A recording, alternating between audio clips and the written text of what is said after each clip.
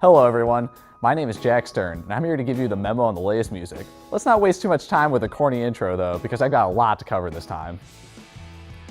First up is Jeff Rosenstock's new record, Worry. Now I gotta say, this album feels like a shot of pop-punk oxygen after the less than desirable pop-punk record I reviewed last time. Jeff Rosenstock takes a no-holds-barred approach to this record and lets his personality fly all over the place.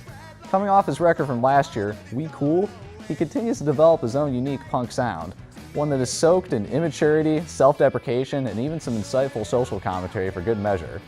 The second half of the album wades into these little minute-long vignettes as each track transitions perfectly into one another. This is a cool idea as it gives the album a more live feel, but at the same time it diminishes the impact of some of the less interesting punk guitars that are prevalent across the album. However, there's still a lot of variety in the instrumentals, and Rosenstock's vocals always provide enough energy and distinction that I never felt like there was a dull moment at all on this record. This album definitely impressed me, and I don't feel any hesitation in giving it 4.5 stars out of 5. Next up is the new album, A Front Row Seat to Earth, from indie folk outfit Ways Blood. Lead vocalist Natalie Merring continues to evolve upon her origins in experimental noise rock as she develops a much softer sound. However, she never quite reaches the levels of melancholy and softness from her other Ways Blood records, like The Outside Room. Merring's vocals maintain the same airy persona that she has kept these past few records, and for the most part this is still pretty captivating. There are still some strong musical moments that carry this album though. A good example is the progression from psychedelic noises to a triumphant bass and synth climax on the track Do You Need My Love. Overall though, I was left wanting just a little bit more on this record. My verdict for this album is going to come down to 3.5 stars out of 5. Next is Joanne, the latest album from A-list pop star Lady Gaga.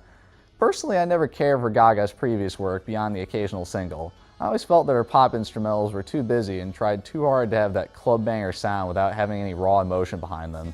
Joanne feels like it was made to address these concerns as it abandons the heavy electronic sound of her other work and goes for a more organic country sound. This record does a great job of melding Gaga's voice and personality in with these country instrumentals and themes. Her voice really manages to stand out whenever it meshes with these twangy guitars and rock instrumentals. However, not all of the tracks on this record make a full commitment to this changeover. Songs like Ayo and Perfect Illusion only have a light use of guitars and have a really regimented and electronic feel that is really just at odds with all the laid-back tracks on this album. The strongest tracks on this album, like Joanne and Hey Girl, are actually the ones where it doesn't feel like Gaga is trying to be the most over-the-top that she can be. Altogether, this release is still pretty fun. It may not reinvent the wheels in terms of pop music, but delivers on its hooks and has memorable lyrics, which is pretty much all I can ask for from a pop record. I'm feeling a strong 3 out of 5 stars on this record. Next up is the latest album from a collaborative hip-hop duo, No Worries. Yes Lord continues Anderson .Paak's hot streak as he teams up with producer Knowledge for this record.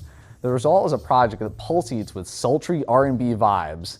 Anderson .Paak's vocals are as strong as ever. His lyrics describe love in a way that is both alluring and raunchy. He gives a really good range of vocal performances, from singing to rapping and even spoken word sections. Tracks such as Link Up and Like This have extremely infectious hooks as Anderson rides the groove of each instrumental with ease. Knowledge crafts beats that use soulful samples cut with obscure and sometimes hilarious vocal samples that add to the narrative of each track. Many of the songs on this record are pretty simple and don't really go beyond a simple loop sample and a catchy hook. This gives the album a sort of mishmash feel that prevents it from reaching the upper echelons of records that have influenced itself. Nevertheless, I still had a really good time listening to this record, and I'm feeling 4 out of 5 stars on this album. That's about all I've got for you today, folks. Tune in next time for more scoops on the latest music on Lowdown.